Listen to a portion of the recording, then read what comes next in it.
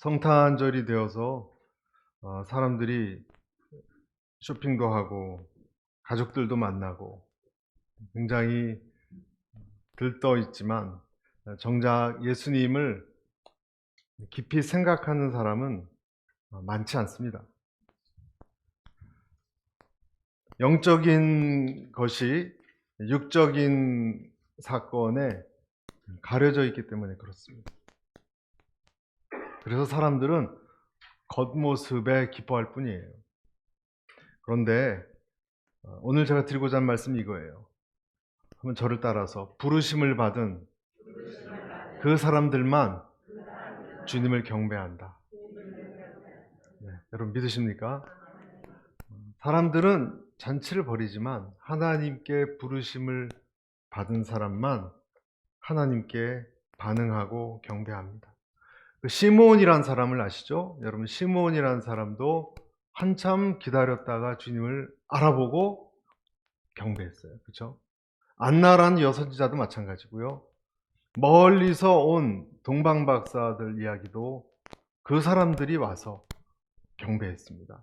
또 밤에 목자들, 천사들이 나타나서 소식을 알려줬던 그 목자들이 예수님의 아기 예수에게 찾아와서 경배했습니다.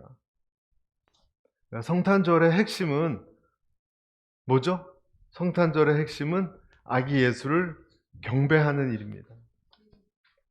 모두가 그렇게 하지 않아요. 여러분 오늘 우리가 이 말씀을 읽었지만 이 마리아가 배가 불러서 가까이 왔을 때 이 모텔 주인이 방 한 칸을 내주지 않았다는 것을 알고 있습니다. 그것이 바로 이 세상을 보여주는 겁니다. 예수님이 태어난 것 전혀 알지 못했기 때문이고 여관 주인만 그런 것이 아니고요. 종교 지도자들도 전혀 몰랐고요. 나라의 높은 사람들도 학자들도 이 세상에 예수님이 온 날 감격하거나 감동하거나 기뻐하거나 하지 않았습니다. 이렇게 말할 수 있어요. 누구나 주님께 초청받았지만 모두가 주님께 나아오는 것은 아니에요. 누구나 초청받았어요. Anybody is invited, but not all has come to Jesus예요. 그래서 저는 여러분께 오늘 두 가지를 꼭 말씀드리고 싶은데 부름받은 사람들만 주님께 반응한다. 첫 번째 메시지입니다. 부름받은 사람들만 주님께 반응한다. 여러분들은 부름받은 사람들이십니까? 부름받은 사람들만 주님을 찾습니다. 이 말은 이런 뜻도 됩니다. 하나님은 그가 부르시는 사람을 부르신다. 하나님은 그가 찾는 사람을 부르신다.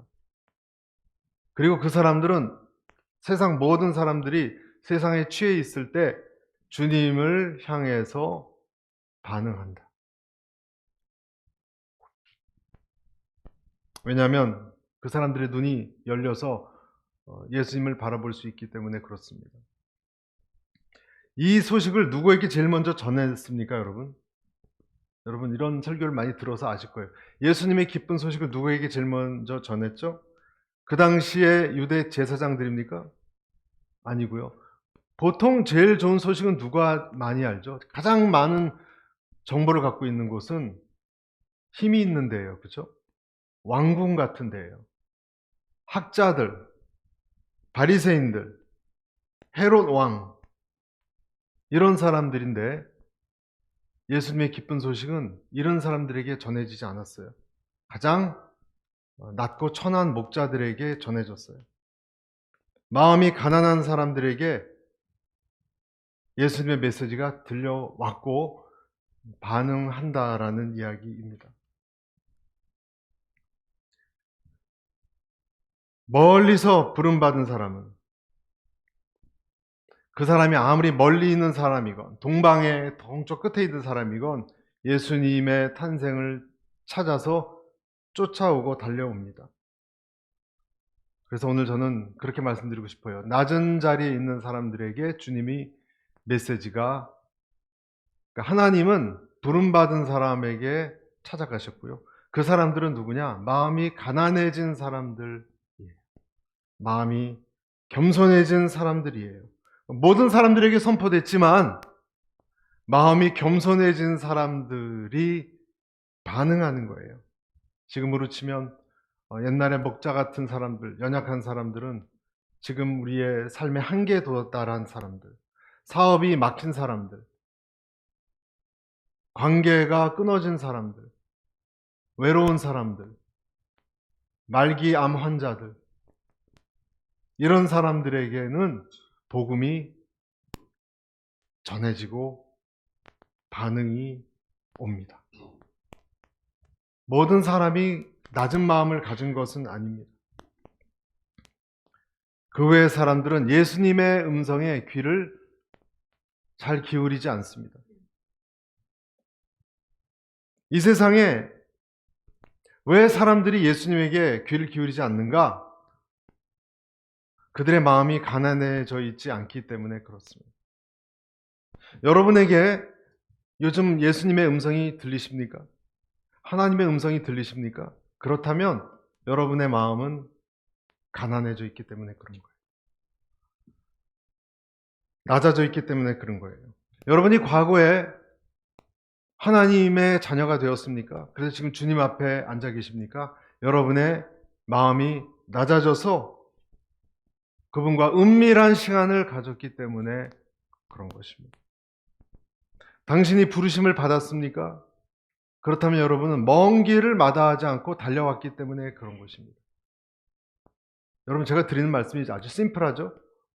하나님이 부르셔야 오고요. 마음이 가난해져야 들리지. 아무리 외치고 설교를 하고 말씀을 읽어도 들어오지 않아요, 여러분. 가난해진 사람이 들어와요. 니고데모처럼 한밤중에도 주님이 갈급한 사람은 찾아요. 그 외의 사람들에게는 복음은, 예수님이 탄생한 이 소식은 가려져 있어요. 그래서 또 말씀드리는 거예요. 부름받은 사람만 주님께 반응한다.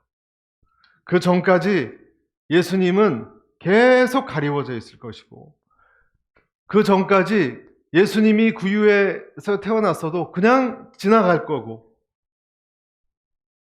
목자들이 그냥 목동처럼 또 양을 칠 것이고, 부름받기 전이라면 먼 거리면 피곤해서 달려오지 않을 것이고, 피곤하면 달려가지 않습니다.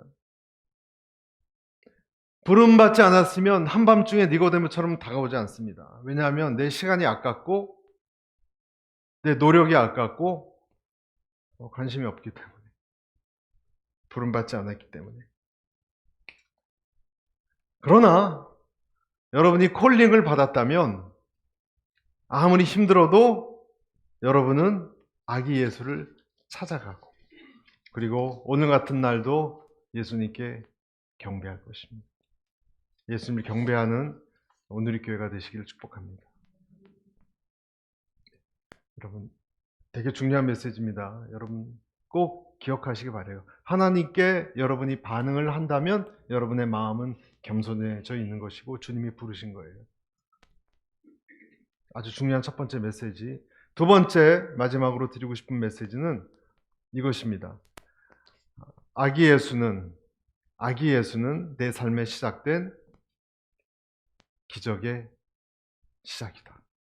아기 예수.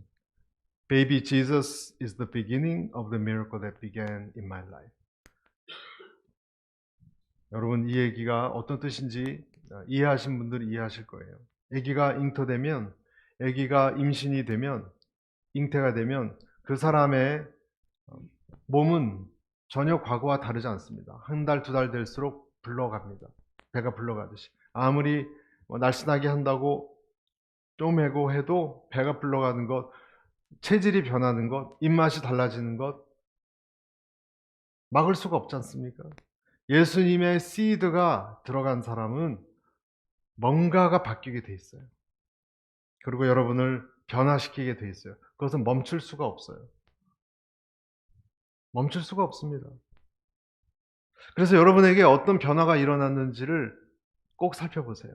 일어났다면 정말로 감사하셔야 돼요. 그것은 억지로 절대 안 되는 거예요. 내 안에 어떤 것이 들어와서 뭔가가 내 삶이 변화되기 시작했다면 성령님이 여러분 안에 계시다라는 뜻이에요. 그리고 그것 때문에라도 여러분은 그분께 경배하셔야 됩니다. 서울에 있는 명문대학을 졸업한 다음에 약사가 되어서 제법 큰 약국을 운영하고 결혼도 해야 하고 아이들도 있었던 이 여성이 있었어요. 한나라는 여성이 있었습니다. 남편과 불화가 점점 많아져서 결국에는 사람을 고용해서 돈을 주고 남편을 죽이는 살인자가 됐습니다. 어렴풋하게 눈치챈 시어머니마저 죽이려고 위장사고를 가장해서 살인을 시도하다가 꼬리가 잡혀서 구치소에 수용되었습니다. 구치소에 들어와서는 혓바닥을 깨물고 머리를 받으며 자해를 해서 매 순간 교도관들이 감시를 해야 했습니다. 그러던 중에 성동구에 있는 성동구치소에 있던 어떤 여성 교도관이 여자에게 사람 좀 되라고, 이 교도관은 불교 신자인데도 하도 난리를 치니까 사람 좀 되라고 성경을 넣어 주었습니다. 처음 성경책을 받았을 때 이것을 한쪽에 치우고 방치했지만 심심하고 외롭고 아무것도 할 게 없어서 악을 쓰고 난동 부리고 축 처져 있다가 한 번씩 두 번씩 성경책을 들춰 보더니 나중에는 성경을 다 읽게 되고 그때부터 마음이 조금씩 바뀌게 되었습니다. 그리고 두 번, 세 번 읽고 난 다음에는 완전히 사로잡혀서 밥을 굶어가면서 성경에 몰입되어서 사형 선고 1심에서 확정 판결이 나던 때는 감당할 수 없는 성령의 사람이 되었습니다. 완전히 다른 사람이 됐어요. 방을 옮기게 되면 제일 먼저 방을 청소하고 변기까지 손으로 닦아서 분위기를 바꾸고 아픈 동료를 위해서 밤새 정성을 다하는 모습이 동료들까지 감동시켰습니다. 그녀를 처음 본 보안계장이었던 이 박효진 장로님입니다. 여러분 아시죠? 박효진 장로 유명하십니다. 교도관으로 엄청난 하나님의 미니스트리를 한 분인데요. 그때 당시 박효진 계장이었던 박효진 장로는 정말 예쁘고 은혜로운 얼굴이었다고 합니다. 그 한나란 여성이 이런 얘기를 했어요. 장로님 참 이상해요. 언어가 전혀 통하지 않고 말이 안 통해도 하나님 은혜 속에서 전도가 돼요. 그러니까 외국인들이 들어왔는데요. 우리나라도 외국인들이 많잖아요. 외국인들이 감옥에 들어왔는데 이 한나가 율동을 하고 찬양을 하면 말은 하나도 못 알아들어도 울기도 하고 예수를 믿자고 말하면 알겠다고 동의를 한다는 거예요. 그렇게 변했습니다. 그러던 어느 날 사형 집행 명령이 떨어졌습니다. 구치소 소장이 중앙에 앉아 있고 검사들, 법무부 과장들, 서울구치소 주요 간부들이 이 자리를 채우고 있었습니다.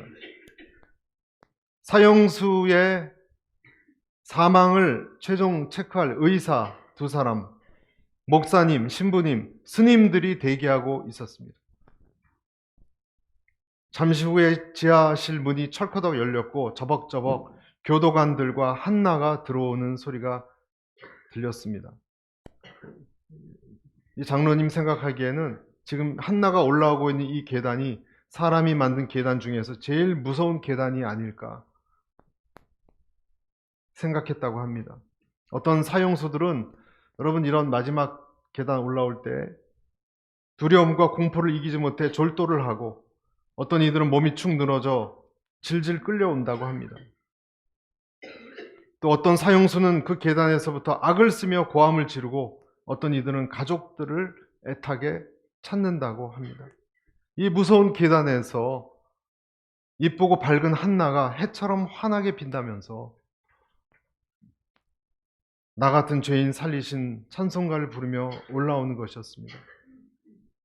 이 소장은 한나에게 이름, 생년월일, 주소를 물었고 그녀는 하나하나 또박또박 대답했습니다. 모든 절차가 종료되었습니다. 사형을 집행합니다. 라고 누군가 말했고 그녀가 밧줄 밑으로 끌려가기 직전에 갑자기 박효진 장로님을 불러서 기도를 부탁했습니다. 조심스럽게 그녀의 머리에 손을 얹고 하나님, 오늘 사랑하는 이 딸에게 은혜를 베풀어 주셔서 이렇게 기도를 시작하는데 갑자기 심장 밑바닥에서 뜨거운 불덩이가 용암처럼 확 올라오는 것이 느껴지며 그냥 성령님이 주시는 대로 이런 기도를 했어요.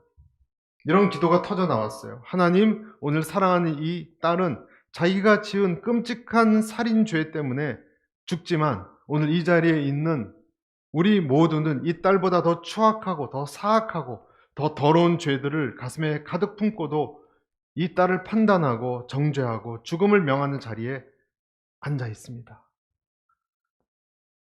이 시간 누가 더 살인자인지 자신을 더 돌아보게 하여 주옵소서. 그렇게 하나님께 은혜로 흘러나온 기도가 끝이 나고 눈물을 닦고 정신을 차려보니까 앞에 보이는 사람들, 소장님, 검사님, 의사, 목사, 신부, 스님까지 다 울고 있더래요. 그렇게 눈물의 기도가 끝났고 곧이어 그녀는 사형 집행을 당했는데 마지막까지 찬양을 부르면서 평온한 모습으로 자기 생을 마감했다고 합니다. 여러분, 무섭고 힘든 지친 한 영혼에게 하나님의 복음이 씨앗이 들어왔을 때, 제대로 들어왔을 때 어떤 일이 일어나고 어떤 영향을 끼쳤는지 이것 외에도 수많은 예를 살펴볼 수 있습니다. 여러분, 복음은요, 그것을 기다리는 영혼에게 들어오면 굉장한 역사를 불러일으키는 줄로 믿습니다. 여러분 믿으십니까? 요한복음 6장 39절 나를 보내신 이의 뜻을 행하려 함이니라. 나를 보내신 이의 뜻은 내게 주신 자 중에 내가 하나도 잃어버리지 아니하고 마지막 날에 다시 살리는 이것이니라. 여러분 오늘 예수님을 경배하고 계십니까? 그렇다면 여러분은 하나님께서 부르신 자임에 틀림이 없습니다. 여러분은 하나님께 반응하고 있습니까? 여러분의 마음이 가난해져 있는 것이 틀림이 없습니다. 그렇다면 여러분과 저의 마음에 말씀의 씨앗이 있는 것이고 이것은 지금 자라고 있습니다. 그것을 기억하고 감사하고 그리고 축복하는 성탄절 아침이 되시기를 간절히 축복합니다.